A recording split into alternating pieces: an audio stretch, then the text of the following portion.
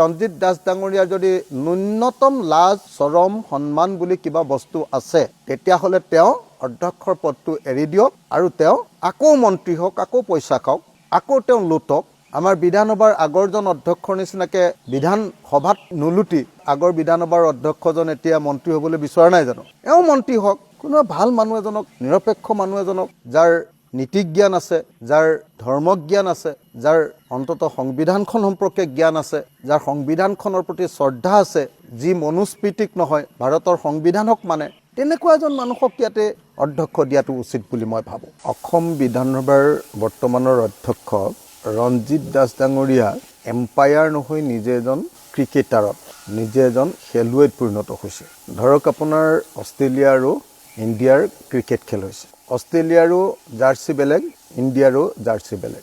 এম্পায়াৰে কেতিয়াও না ইণ্ডিয়াৰ জাৰ্চি পিন্ধিব না অষ্ট্ৰেলিয়াৰ জাৰ্চি পিন্ধিব। কিন্তু আমাৰ ৰঞ্জিত দাস ডাঙৰীয়াই এম্পায়াৰ হ'ল, গাৰ্জেন অফ দ্য হাউচ হৈ তেওঁ এতিয়া বিজেপিৰ জাৰ্চিটো পিন্ধি লৈছে, গেৰুৱা জাৰ্চি। সেইকাৰণে আমাৰ বিধানসভাখন সম্পূৰ্ণৰূপে এতিয়া গেৰুৱাকৰণ কৰিবৰ কাৰণে ৰঞ্জিত দাসে লাগি থকা আমি দেখিবলৈ পাইছোঁ। ৰঞ্জিত দাস ডাঙৰীয়াই কৈছে, মই শুনিলোঁ বাতৰিত, যে মোক কৈছে যে ভাৰতবৰ্ষৰ সংবিধানৰ আৰ্টিকুল 173 আৰু 194টো মই পঢ়ি চাব লাগে। ভাৰতৰ সংবিধানখন মই মোটামুটি কলেজৰ বয়সৰ পৰাই মুখস্থ ৰাখিছোঁ।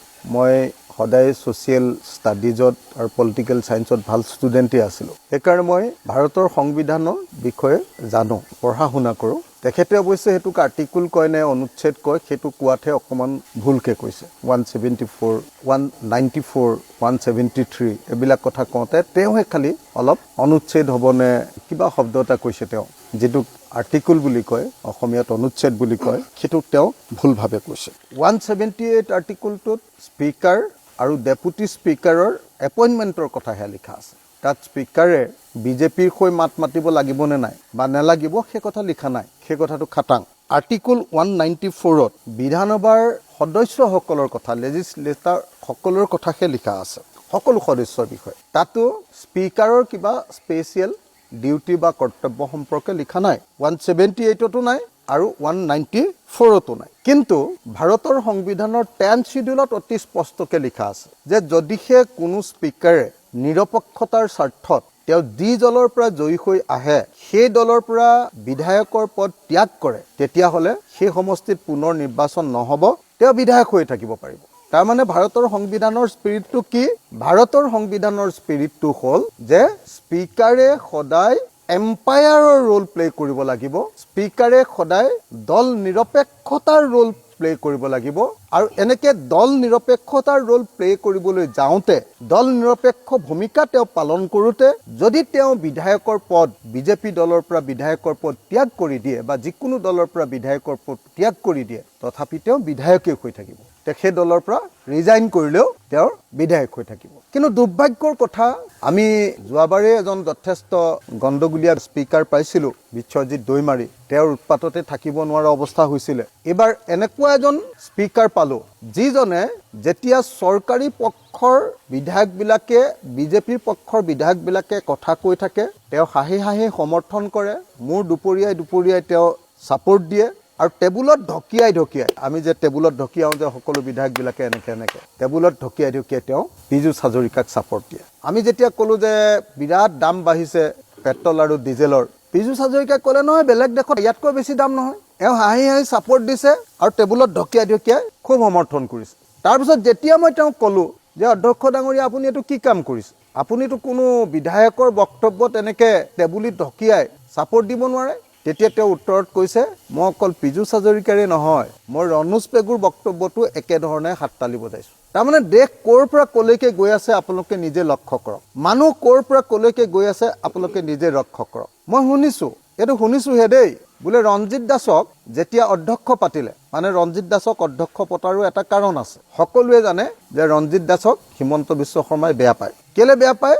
আকৌ ৰঞ্জিত দাসে নিজে ভাবে যে তেওঁ পুৰণি বিজেপি, গতিকে চান্স পালে তেওঁ নিজে চিফ মিনিষ্টাৰ হ'ব লাগে। সেইকাৰণে ৰঞ্জিত দাসক অলপ হিমন্ত বিশ্ব শৰ্মাই সদায় ক্ষতি কৰিবলৈ বিচাৰি থাকে।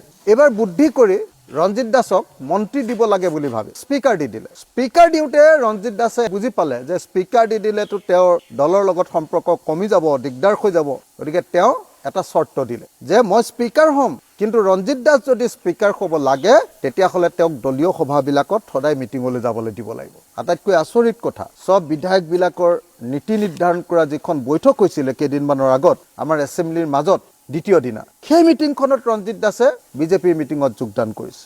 ৰঞ্জিত দাসে তাৰ আগত নে পিছত বজালিত গৈ দলীয় সভাত যোগদান কৰিছে, বিজেপিৰ সভাত। গতিকে ৰঞ্জিত দাসৰ হাতত যে অসম বিধানসভা কেতিয়াও কোনোপধ্যে নিৰাপদ নহয়, অসম বিধানসভাৰ বিধায়কসকলে যে কেতিয়াও নিৰপেক্ষতা তেওঁৰ পৰা আশা কৰিব নোৱাৰে, তেওঁ যে আচলতে এম্পায়াৰ নহয়, তেওঁ যে আচলতে প্লেয়াৰ, সেই কথাটো অতি স্পষ্টভাৱে ৰঞ্জিত দাসৰ কথা বাৰ্তাত ওলাই পৰিছে। মই সেইকাৰণে ক'বলৈ এটাই আছে যে ৰঞ্জিত দাস ডাঙৰীয়াৰ যদি ন্যূনতম লাজ চৰম সন্মান বুলি কিবা বস্তু আছে তেতিয়াহ'লে তেওঁ অধ্যক্ষৰ পদটো এৰি দিয়ক আৰু তেওঁ আকৌ মন্ত্ৰী হওক, আকৌ পইচা খাওক, আকৌ তেওঁ লুটক।